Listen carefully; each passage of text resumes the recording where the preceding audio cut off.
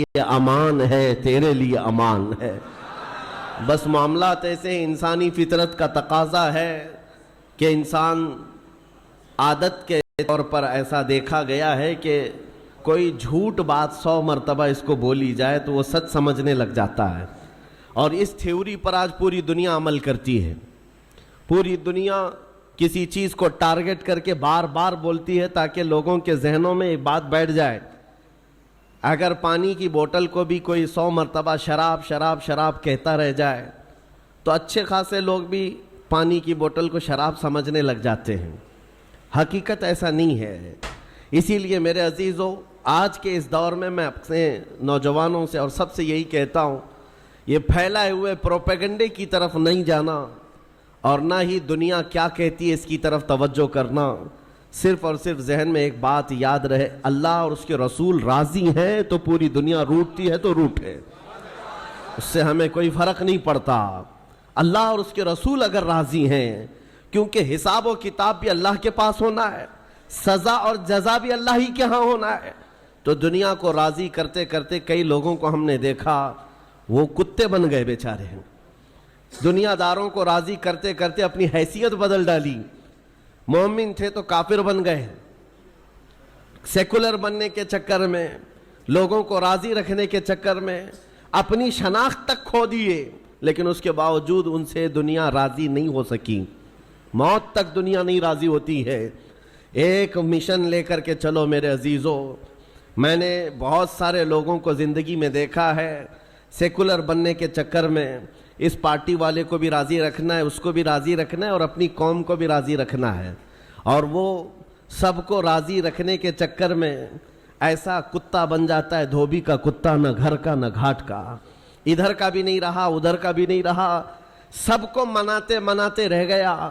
میں یہ نہیں کہہ رہا کسی کو منانا نہیں چاہیے، لیکن دنیا کو راضی کرتے کرتے اپنی آئیڈینٹی اور اپنا ضمیر بیچ دینا اور اپنا دین اور ایمان کھو دینا، یہ کہاں کا انصاف ہے؟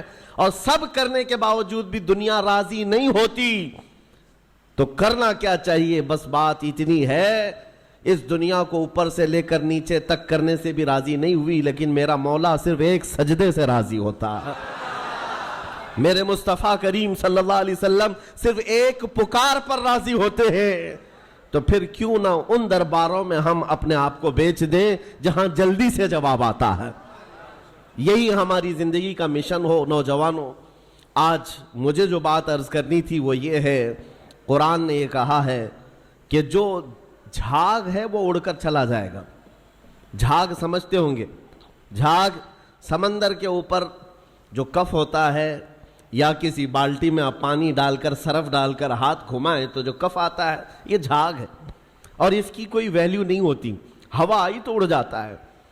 قرآن کہتا ہے یہ جھاگ جو ہے یہ اڑ کر چلا جائے گا۔ وَأَمَّا مَا يَنْفَعُ النَّاسِ، اور جو لوگوں کو نفع دینے والا ہے وہ ہمیشہ زمین میں برقرار رہے گا۔ اور نبی کریم صلی اللہ علیہ وسلم کی حدیث میں بھی یہ جھاگ کا لفظ ملتا ہے۔ کس لیے میں عرض کر رہا ہوں آپ کو بتاتا ہوں۔ یوشک ان تداعى علیکم الامم کما تداعى الاکلۃ الی قصعتها۔ حضور پاک صلی اللہ علیہ وسلم فرماتے ہیں ایک زمانہ تم پر ایسا آئے گا کہ ساری قومیں تم پر ایسے جھپٹ پڑیں گی جیسے بھوکا برتن پہ جھپٹتا ہے، سارے لوگوں کا ٹارگٹ تم ہی رہو گے۔ وہ زمانہ آج ہے، ہر ایک کا نشانہ ہم ہی تو بنے ہوئے۔ آج یہودیوں کا ٹارگٹ بھی ہم ہی ہیں، عیسائیوں کا ٹارگٹ بھی ہم ہی ہیں، چاہے وہ کفار و مشرکین ہو، ہمارے یہاں کے سب کا ٹارگٹ ایک ہی ہے، اسلام اور مسلمان۔ اور حضور نے فرمایا تھا یہ ایک زمانہ ایسا آئے گا۔ تو صحابہ نے پوچھا تھا اس وقت، یومئذ نحن من قلۃ یا رسول اللہ، اے اللہ کے رسول کیا اس زمانے میں ہماری تعداد بہت کم ہوگی؟ نبی پاک صلی اللہ علیہ وسلم فرماتے ہیں وَلَكِنَّكُمْ كَثِيرُونَ غُثَاءً كَغُثَاءِ الْبَحْرِ، نہیں تمہاری تعداد تو بہت زیادہ ہوگی لیکن تمہاری حیثیت سمندر کے جھاگ کی طرح ہوگی، سمندر کے جھاگ کی طرح۔ اب یہ جھاگ کا لفظ آیا، جھاگ اس کو کہتے ہیں جس کی اپنی پیورٹی نہیں ہوتی، ویلیو نہیں ہے، اس کا زمین میں قرار نہیں ہے، وہ موسم سے بنا اور موسم میں اڑ گیا، ہوا سے نکل گیا۔ اور یہ آج کثیر تعداد کو دیکھ کر کے اندازہ ہو رہا ہے یہ جھاگ ہے۔ ورنہ پوری دنیا میں آج 100 کروڑ سے زیادہ مسلمانوں کی تعداد، آپ کو اندازہ ہے؟ 1 ارب سے زیادہ کی تعداد مسلمانوں کی ہے۔ 57 ممالک اسلامی ہیں، اسلامی نام سے جو کنٹریز ہیں وہ 57 ممالک ہیں، اتنی بڑی تعداد، لیکن آج ہمت کیسی ہے غیروں کی، کفار و مشرکین کی، جس طرح سے وہ چاہیں مسلمانوں کے ساتھ آج کھیلتے ہیں، اور اتنی بڑی تعداد کے ہوتے ہوئے کوئی کچھ نہیں کر پاتا۔ وجہ کیا ہے؟ یہ جھاگ ہے، اس جھاگ کو پیوریٹی میں بدلنے کی آج ضرورت ہے، تعداد نہیں۔ اسی لیے میں ایک جملہ اکثر کہا کرتا ہوں، اسلام میں کوانٹیٹی نہیں کوالٹی دیکھی جاتی ہے، اسی کوالٹی کا نام اخلاص ہے، اسی کوالٹی کا نام پیوریٹی ہے۔ جو اصل چیز ہے وہ ختم ہونے آ گئی۔ آپ کو اندازہ ہے ایک وہ دور ہے جب رسول کریم صلی اللہ تعالی علیہ وسلم کے ساتھ صرف 1200 صحابہ ہیں، اور آپ کا ایک قاصد، حضور پاک کے ایک سفیر جو تبوک کے مقام پر جا رہے تھے۔ جو جنگ تبوک لڑی گئی ہے اس کی وجہ میں بتا رہا ہوں۔ نبی پاک صلی اللہ علیہ وسلم کے ایک سفیر اردن، جو آج کا جارڈن کہلاتا ہے، اس جگہ کی طرف رواں تھے۔ بیچ راستے میں ایک عیسائی گورنر نے پکڑ کر کے حضور کے اس صحابی کے ساتھ بدتمیزی کی اور ان کو دردناک انداز میں قتل کر دیا، بے دردی کے ساتھ شہید کر دیا۔ ایک سفیر، ایک صحابی کا قتل ہوا، خبر پہنچی مدینہ طیبہ میں، تو کیا اس کو عام طور پر لے لیا جائے گا؟ نبی پاک صلی اللہ علیہ وسلم کا ایک سفیر قتل ہو گیا، ایک صحابی قتل ہو گئے؟ نہیں میرے عزیزو، پورے مدینے میں ایسی ہوا پھیلی۔ دوسری صبح تھی، سارے مدینے کے ہر گھر سے نوجوان، ہر گھر سے سب باہر آئے اور نبی پاک صلی اللہ علیہ وسلم کے سامنے صفیں لگا کر کھڑے ہیں۔ آقا اجازت عطا فرمائے، آپ کے ترجمان اور آپ کے سفیر کے ساتھ جس نے کیا ہے، ہم اس کے پورے ملک کو الٹ کر کے آ سکتے ہیں، اس کی سلطنت کو ختم کر کے آ سکتے ہیں۔ نبی پاک صلی اللہ تعالی علیہ وسلم نے صحابہ کی صفیں لگائی اور اجازت دیا، خود بھی چل کر کے گئے۔ آپ تاریخ پڑھ کر کے دیکھنا جنگ تبوک کی وجہ کیا تھی۔ حضور اکرم صلی اللہ علیہ وسلم نکلے، 1000 اور کچھ صحابہ تھے، لیکن جیسے ہی ان کا رعب و جمال دیکھا، جلال دیکھا، وہ جو سلطنت تھی بیزنطینی، اور اس وقت ابھی نبی پاک صلی اللہ تعالی علیہ وسلم قریب پہنچے بھی نہیں تھے کہ یہ جنگ چھڑ گئی، اور اس کے بعد ایسی جنگ ہوئی تھی، تاریخ شاہد ہے، نہ وہ گورنر باقی رہا، نہ وہ سلطان باقی رہا، نہ اس کی فوج باقی رہی۔ پھر صحابہ نے پرچم اسلام لہرا دیا۔ جس نے سلطنت اسلام کے خلاف انگلی بھی اٹھائی ہے، صحابہ کا ایک جم غفیر نکلا تھا، وہ ان کا احساس تھا، وہ ان کی پیوریٹی تھی۔ جنگ بدر میں جب جا رہے تھے، پہلی جنگ تھی، صحابہ کے ساتھ حضور جا رہے تھے، پتہ ہے مدینہ طیبہ سے بدر کا میدان 160 کلومیٹر ہے، تقریباً 160-180 کلومیٹر کے قریب پیدل چل کر کے گئے تھے۔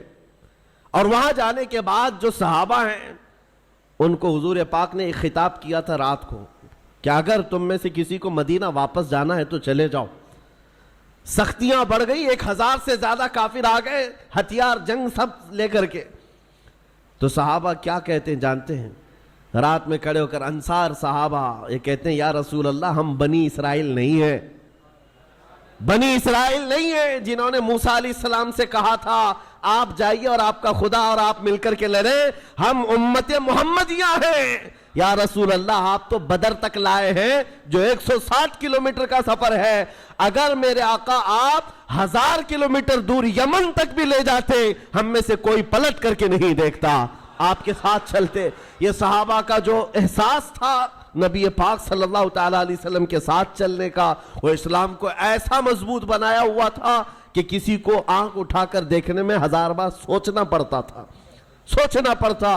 ڈیفنس جو مضبوط ہوتا ہے وہ ہمارے اتحاد سے اور ہمارے احساس سے، تعداد سے نہیں، تعداد سے نہیں۔ آج بھی بہت سارے لوگوں کے پاس تعداد ہے لیکن وہ تعداد معنی نہیں رکھتی۔ قرآن پاک میں اللہ تعالیٰ نے فرمایا ہے ان یکم منکم 20 صابرون یغلبوا 200، اگر تم میں 20 لوگ صبر والے ہو جائیں، اللہ فرماتا ہے میں 200 پر انہیں غالب کروں گا۔ قرآن کا فرمان جھوٹا نہیں ہے، قرآن کا فرمان غلط نہیں ہو سکتا۔ بس وہ قوم کہاں ہے جن کے اندر پیوریٹی تھی، اخلاص تھا، جو حساس تھے۔ آج دل درد کرتا ہے جب فلسطین کے بچوں کی شہادت دیکھتے ہیں۔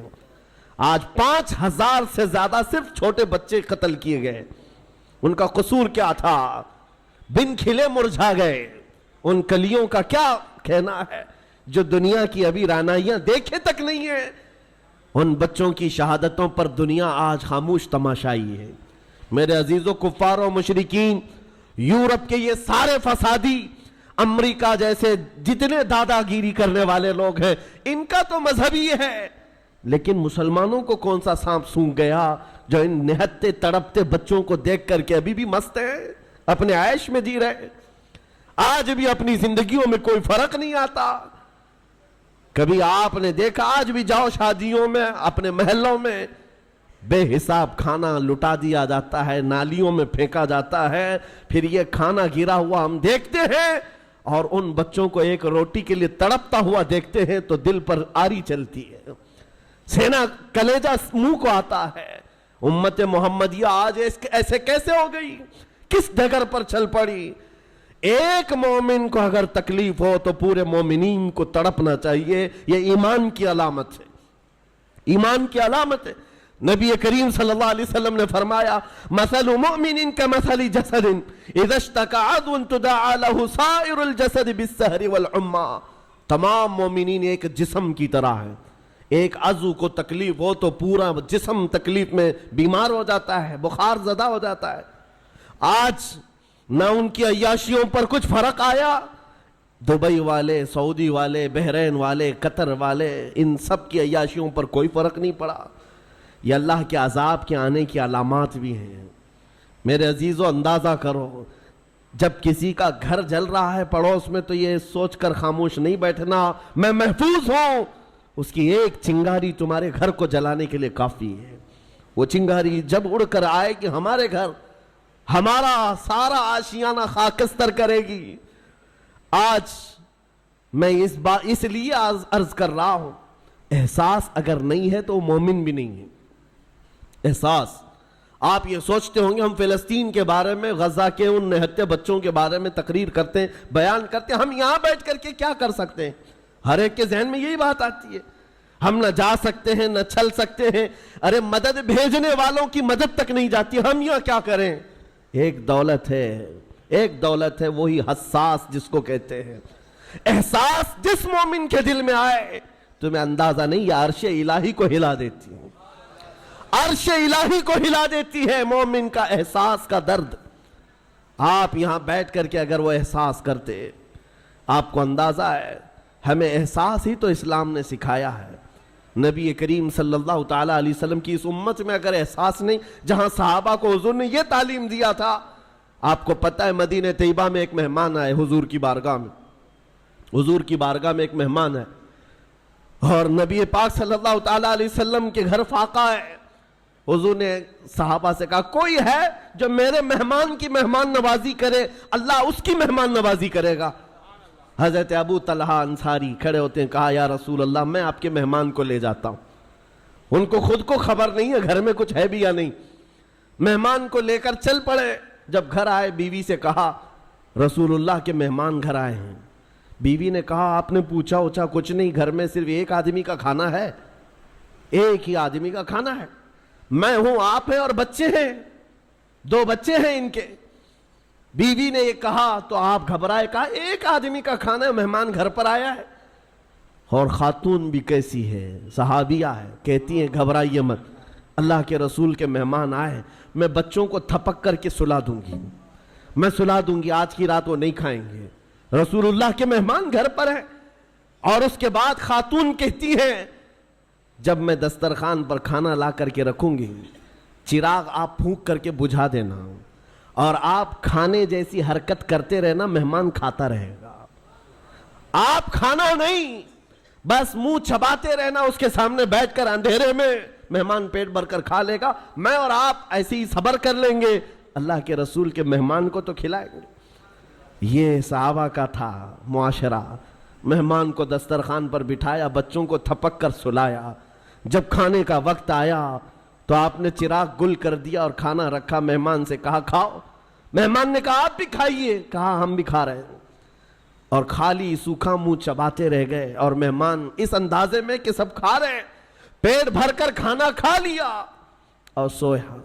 صبح اٹھنے سے پہلے جبرائیل امین حضور کی بارگاہ میں آئے، کہا یا رسول اللہ صلی اللہ علیہ وسلم، آپ کے مہمان کے ساتھ آپ کے صحابی نے جو سلوک کیا ہے، پورے آسمان کے ملائکہ میں اس کا چرچا چل رہا ہے، اس کا چرچا فرشتوں کے درمیان چل رہا ہے۔ یہ تھا میرے نبی کا معاشرہ، احساس، کسی ایک کے لیے اپنا پورا نچھاور کر دینا۔